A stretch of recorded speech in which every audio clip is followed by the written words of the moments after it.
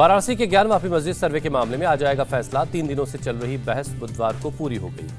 वाराणसी की अदालत आज बताएगी ज्ञानवापी मस्जिद में स्थित श्रृंगार गौरी और दूसरी देवी देवताओं के सर्वे की नई तारीख। हिंदू पक्ष के तहखाने की वीडियोग्राफी की मांग की है। एडवोकेट कमिश्नर बदलने की मांग पर भी आ जा सकता है फैसला। मुस्लिम पक्ष निष्पक्ष नहीं होने का आरोप लगा रहा है। मथुरा की शाही ईदगाह के मामले में आज इलाहाबाद हाईकोर्ट में सुनवाई डे टू डे बेसिस पर करवाने की मांग की गई। हिंदू पक्षकारों ने इलाहाबाद हाईकोर्ट में लगाई गुहार, कहा मथुरा की स्थानीय अदालत को जल्द से जल्द विवाद के निपटारे का आदेश दें।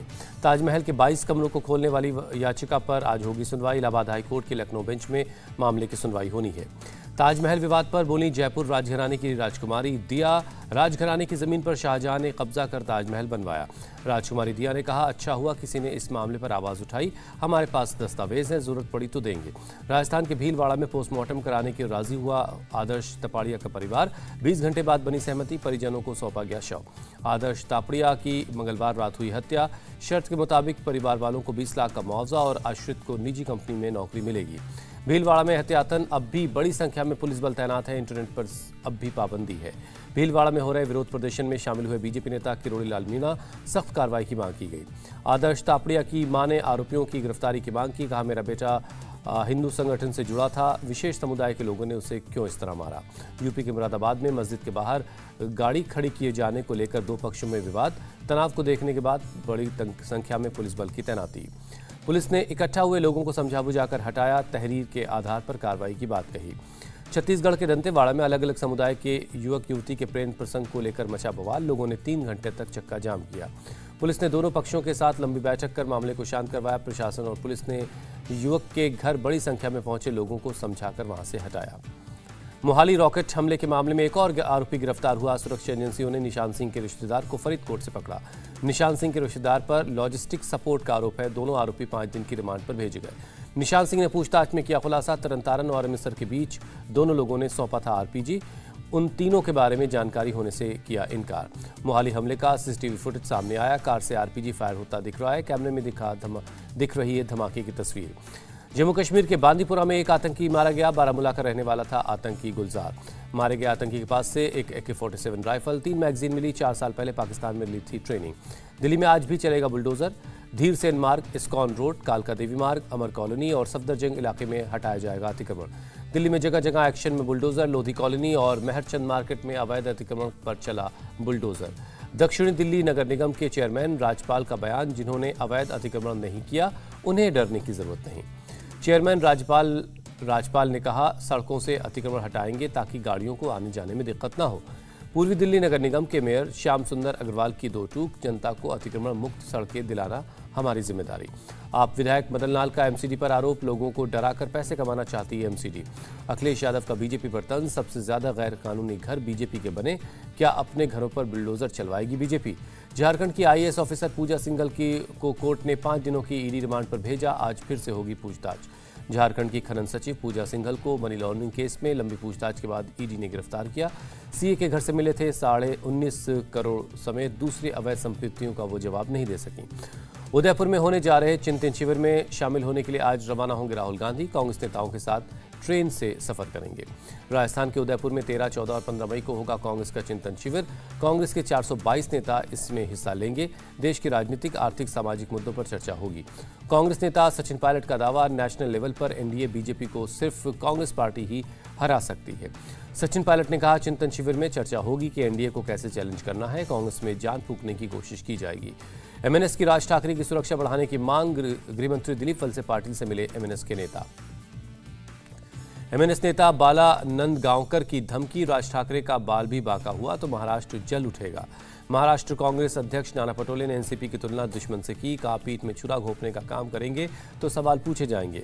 गुजरात के राजकोट में सीएम केजरीवाल की जनसभा। कहा, आम आदमी पार्टी देशभक्तों और पढ़े लिखे लोगों की पार्टी है। आदित्य ठाकरे का इशारों में आप पर निशाना। कहा, बीएमसी के स्कूल बहुत अच्छा कर रहे हैं, इसके नाम से कभी वोट क्यों नहीं मांगा। आज भरूच में होने जा रहे उत्कर्ष समारोह को संबोधित करेंगे पीएम मोदी। गुजरात सरकार के कार्यक्रम में वर्चुअली शामिल होंगे। आज दूसरे कोविड वर्चुअल सम्मेलन में हिस्सा लेंगे पीएम मोदी। अमेरिकी राष्ट्रपति बाइडेन के साथ कोरोना के चुनौती से निपटने पर होगी चर्चा। राजद्रोह कानून पर सुप्रीम कोर्ट ने रोक लगाई। पुनर्विचार याचिका पुनर्विचार तक कोई केस दर्ज नहीं करने के लिए कहा। सुप्रीम कोर्ट ने पहले से दर्ज मामलों में भी कार्रवाई पर रोक लगाई। कहा, राजद्रोह केस में बंद आरोपी बेल की अपील कर सकते हैं।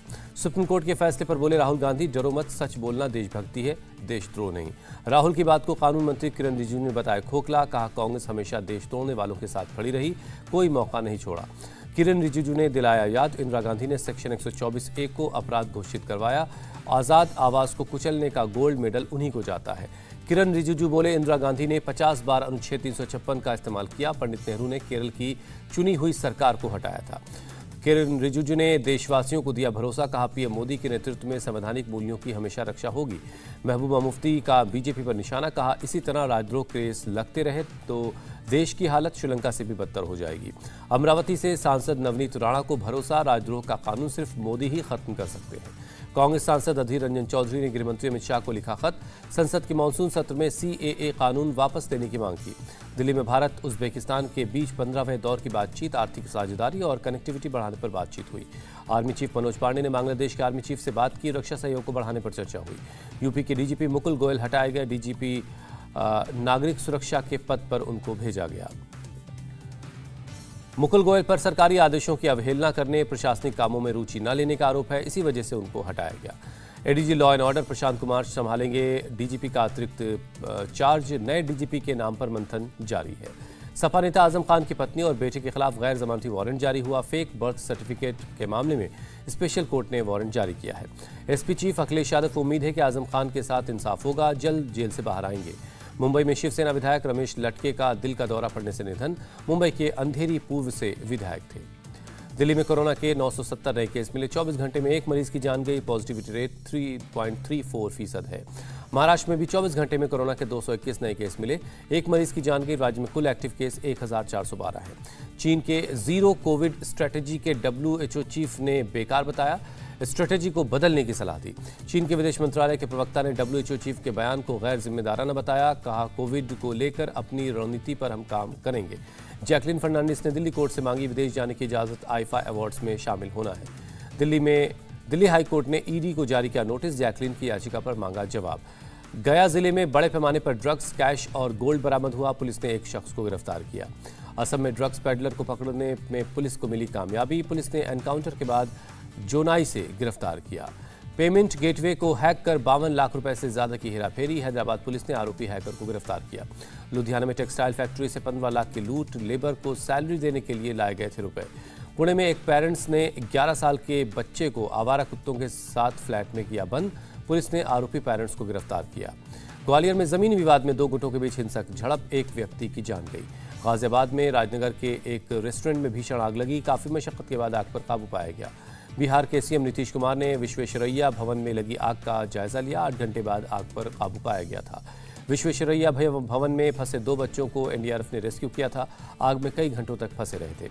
मध्य प्रदेश के धार में केमिकल फैक्ट्री में भीषण आग। एक मजदूर जख्मी हुआ।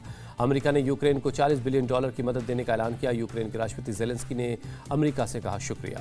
यूक्रेन के राष्ट्रपति जेलेंस्की ने फ्रांसीसी छात्रों से बातचीत में उठाया सवाल। कहा, विश्व की कोई भी संस्था यूक्रेन में युद्ध रोकने में क्यों नहीं है सक्षम। यूक्रेन के रक्षा मंत्री ने कहा, युद्ध के पहले फेज में मिली जीत, यूक्रेन अब अगले फेज में कर रहा है एंट्री। रूस अपने लक्ष्य तक पहुंचने में नाकाम रहा। संयुक्त राष्ट्र चीफ की यूरोपियन यूनियन से अपील। यूक्रेन की बड़े पैमाने पर मदद करने के लिए कहा। श्रीलंका के राष्ट्रपति ने देश की जनता से किया वादा। देश को जल्द मिलेगा नया प्रधानमंत्री। राष्ट्रपति गोटाबाया राजपक्षे ने कहा, जिसके पास बहुमत होगा उसकी सरकार बनेगी, उसके बाद बनेगा नया मंत्रिमंडल। राष्ट्रपति राजपक्षे ने जनता से की अपील, हिंसा में शामिल न हो और प्रदर्शन बंद करें। श्रीलंका में हिंसक प्रदर्शन को देखते हुए की गई तैयारी। राजधानी कोलंबो में सड़कों पर बख्तरबंद गाड़ियां और सेना को तैनात कर दिया गया है। अमेरिका के फ्लोरिडा में हवा में प्लेन का पायलट हुआ बेहोश। पैसेंजर ने प्लेन की करवाई सुरक्षित लैंडिंग। पैसेंजर ने ATC को पायलट के तबीयत बिगड़ने की जानकारी दी। पैसेंजर ने कॉकपिट रेडियो से ATC को मैसेज किया। कहा, मुझे प्लेन के बारे में नहीं है कोई जानकारी। यात्री की बात सुन हरकत में आया फ्लोरिडा का ATC ने प्लेन को लॉकेट कर पैसेंजर को किया गाइड। अमेरिका के न्यूयॉर्क में पुलिस अधिकारी पर हमला। एक पुलिस वाले की जान गई, एक जख्मी है। पुलिस ने एनकाउंटर में हमलावर को मार गिराया। पुलिस जांच में जुटी है। अमेरिका के शिकागो में एक ट्रेन और ट्रक के बीच टक्कर। हादसे में ट्रेन में सवार एक यात्री की जान गई, 2 लोग जख्मी हैं। रेलवे क्रॉसिंग पार करते वक्त ट्रेन से टकराया ट्रक के उड़े पर खच्चे। ट्रक ड्राइवर सुरक्षित है। इजराइल के वेस्ट बैंक में आज अल जजीरा की रिपोर्टर शिरीन की मौत के मामले में इजरायली पुलिस की रेड कवर करने के दौरान लगी थी उनको गोली। दिल्ली कैपिटल्स ने अहम मुकाबले में राजस्थान रॉयल्स को 8 विकेट से हराया। दिल्ली के प्ले ऑफ में पहुंचने की उम्मीद अब भी बरकरार है। राजस्थान रॉयल्स ने पहले बल्लेबाजी करते हुए 20 ओवर में 160 रन बनाए। अश्विन ने सबसे ज्यादा 50 रनों की पारी खेली। जवाब में दिल्ली कैपिटल्स के बल्लेबाजों ने शानदार बैटिंग करते हुए महज 18 ओवर 1 गेंद में ही 2 विकेट खोकर 161 रन बना लिए। दिल्ली कैपिटल्स को जीत दिलाने में ऑस्ट्रेलियाई बल्लेबाज मिशेल मार्श और डेविड वार्नर का अहम योगदान रहा। मिशेल ने 89 तो वार्नर ने 52 रनों की नाबाद पारी खेली। दिल्ली कैपिटल्स की ये इस सीजन की 6ठी जीत है। इस जीत से दिल्ली के 12 मैचों में 12 अंक हो गए हैं और वो प्ले ऑफ में पहुंचने की दौड़ में बरकरार है। राजस्थान रॉयल्स के 12 मैचों में कुल 14 अंक है। अभी वो पॉइंट टेबल में 14 अंकों के साथ तीसरे पोजीशन पर है। आईपीएल में मुंबई इंडियंस और चेन्नई सुपर किंग्स के बीच आज होगा मुकाबला। शाम 7:30 बजे से है मैच। इंडिया टीवी हर वक्त हर जगह डाउनलोड करने के लिए सर्च करें India TV news Google play store या ऐप स्टोर पर।